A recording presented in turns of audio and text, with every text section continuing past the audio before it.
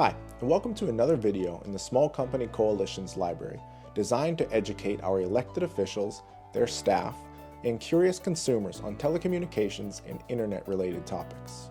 My name's Luke, and I've worked in the telecommunications industry for the past 10 years.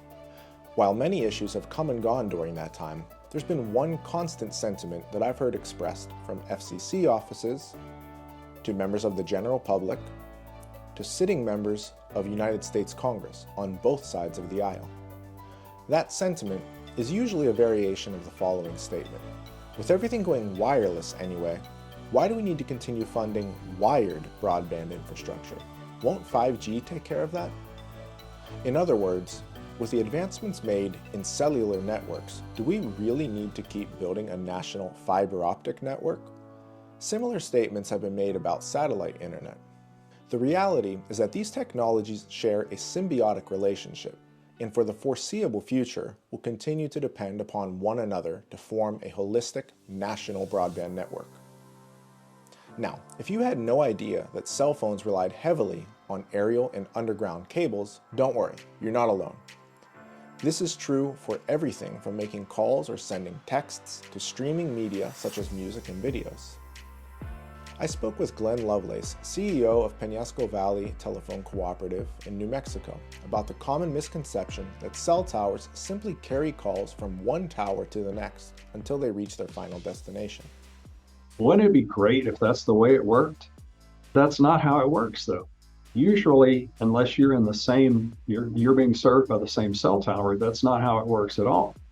If you're not being served by the same cell tower, you're getting dial tone from a cell tower or equipment at a cell tower, and then it goes on a wired network, usually fiber, and it goes back to a distribution point, and it goes from that distribution point, if it's wireless, to a second cell tower, equipment on a second cell tower, and then to the second user.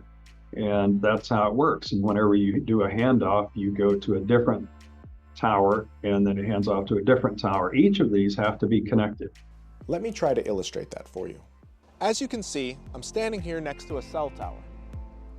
Now, when I make a call, my phone sends out an omnidirectional signal. In order to prevent just anyone from intercepting that signal, the information is encrypted. As you may have guessed, the cell tower then decrypts my signal and sends it to the phone of the person that I'm calling, if we're served by the same tower, or to another tower that serves the person that I'm calling, which in turn sends the signal to their phone. There are many variables that determine a cell tower's effective range, which we'll discuss in detail later. As we've just learned though, if I'm making a call to someone else being served by this same tower, then we're good to go. No further assembly required. However, for all other scenarios, it's more complex. Cell towers use microwaves to facilitate calls directly from one to another, or within their own range. While this is great for scenarios in which many people can be served in a relatively small area, such as in cities, severe limitations come into play over larger spaces and with more physical obstacles present. In these scenarios, the originating and terminating components of the call, or in common terms, the caller and the receiver, aren't served by the same tower. Glenn went on to explain to me the various problems that can occur from pure tower-to-tower microwave-based communication. This occurrence is known as a hop. That is to say, the call hops from one tower to the other without any ground-based connection. He said that in his experience working with cell carriers, they prefer not to have more than a maximum of 2 hops in any call. The more hops there are, the more latency and signal degradation there is. This can result in severe voice delay, call dropping, and other issues. When streaming data through your phone, such as music or video, the data center where the media is hosted will usually rely on fiber optic cables to carry its content to the cell tower nearest you, which will then make the so-called last mile delivery to your device. Naturally, in areas where fiber optic networks aren't present and cell towers are few and far between, streaming any kind of data becomes very slow and may not work at all. I spoke with Dan Hughes, Central Office Supervisor of Laurel Highland Total Communications in Pennsylvania, to gain a better understanding of the impact of poor cell tower coverage, whether due to a low number of towers or due to line of sight issues incurred by trees, mountains, high winds, or other natural causes. Our customers' biggest complaints is their cell phones don't work at their houses. They need the extra internet connection to get the cell phones to work. In the cities, they make sure that they can cover everything. Cities and major highways. But up where we're at, they just don't cover it that well. In certain instances, they microwave from tower to tower, okay. But eventually somewhere it drops down, hits fiber, goes to their cell switch, and that's which locates the other end of the phone call, whether it's another wireless call or it has to hit a carrier to be transmitted to a landline phone. Right. So somewhere along the line it does have to hit something on the ground. It has to get to the switch to determine which other tower to hit. Everybody's phone doesn't work off the same tower. Right. So, and then actually if you're driving down a road and you leave the coverage from one tower, that switch has to change it to hit the next tower available. The 5G, the distance it travels is really shorter. The higher the speed you get, it's just like your router at home. You have a 2.4 gigahertz and a 5 gigahertz. The 5 will be faster, but you can't go as far from that router. So, how do we make successful, clear, mobile-to-mobile calls to someone outside of our own tower's range? How are these towers connected to one another? And the way the cell towers are connected, normally, I guess the first tier is that you have fiber to the towers. And if you have fiber to the towers, that's the fastest, it's the cleanest, it's the lowest latency, it's the best connection that you can get. You may have 1,500 miles of distribution via fiber. 1 mile on my end is cellular and 1 mile on your end is cellular. And the rest of the 1,500 miles is on a fiber network that is usually below ground. This begs the question, what makes fiber optics so great? Unlike wireless or satellite networks, fiber optic cables are highly resistant to environmental interference. Depending upon the area of the country, fiber optics may be buried underground or carried through aerial cables. Speaking about underground fiber, Glenn had the following to say. Fiber is not affected by virtually any kind of environmental consideration short of maybe earthquakes and hurricanes. In cases where underground fiber builds are less viable, aerial fiber still boasts strong resistance against any kind of weather event that doesn't outright destroy the infrastructure. In other words, short of physical damage to the cable, no line of sight or inclement weather will degrade the signal, as it's carried safely inside.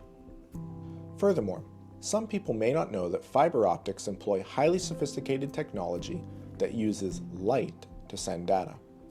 If you learned about the speed of light in physics class, you might remember that it's pretty fast. This creates a unique position for fiber networks, where our current technology is constantly evolving to try to capitalize on the full potential of light-based data transmission. Glenn describes the problem as such. Fiber is limited by your electronics and only your electronics. This property of fiber optics offers them substantial longevity in an industry where rapid change is the rule rather than the exception. Is that once you lay fiber, then it's only the electronics that you're having to swap out. Right. But at the end of the day, that's the only piece you have to change out. Glenn stated that other electronic components related to the fiber system need to be periodically switched out too. In other words, not just those that the customer uses, but the core network is good for decades.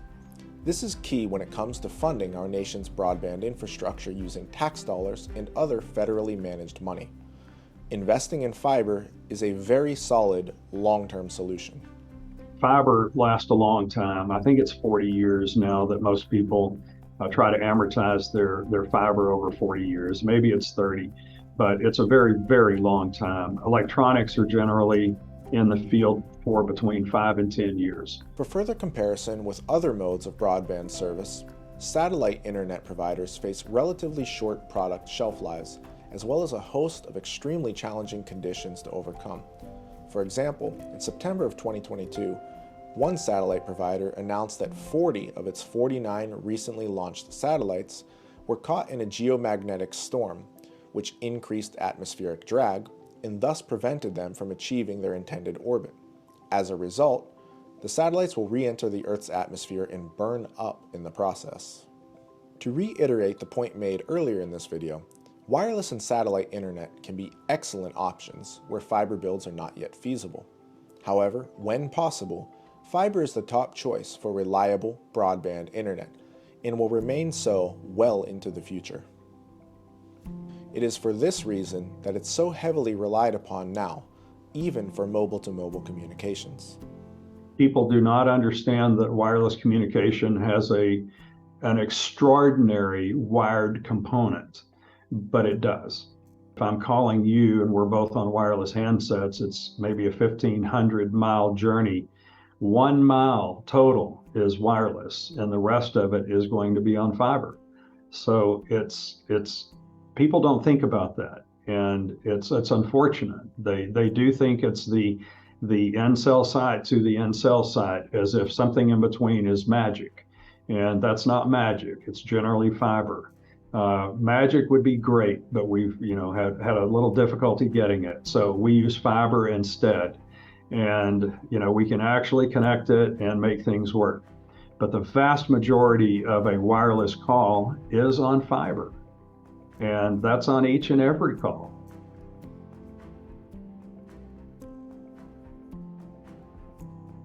By now, it's probably becoming clearer just how important the role of fiber optic networks is in the overall communications system.